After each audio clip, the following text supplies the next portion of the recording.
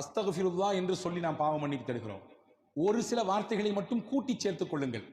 அஸ்தக்ஃபிருல்லாஹல் அலியுல் அதீம் அல்லதீ லா இலாஹ இல்லா ஹுவல் ஹய்யுல் கய்யூம் வ அதூபு இலை. இது ஒரு இஸ்திக்ஃபார். ரசூலுல்லாஹ் சொல்லிக் கொடுத்த இஸ்திக்ஃபார். இங்கே நம்முடைய பள்ளியிலே நாம் இஃப்தாருடைய சமயத்திலே ஜிக்ர் மஜ்லிஸ் நடத்துகிறோம். அந்த சமயத்தில் இந்த இஸ்திக்ஃபார் சொல்லி தரப்படும். அஸ்தக்ஃபிருல்லாஹல் அலியுல் அதீம் அல்லதீ லா இலாஹ இல்லா ஹுவல் ஹய்யுல் கய்யூம் வ அதூபு இலை. இது 3 தடவை ஒருவர் சொல்கிறார். 3 தடவை. ரசூலுல்லாஹ் எவ்வளவு பெரிய கூலி சொன்னாங்க தெரியுமா?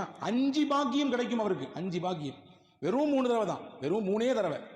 5 பெரும் பாக்கியம். 1, அவர் போர்க்களத்திலிருந்து புறமுதுகிட்டு ஓடி இருந்தாலும் அல்லாஹ் பாவத்தை மன்னிச்சிடறான்.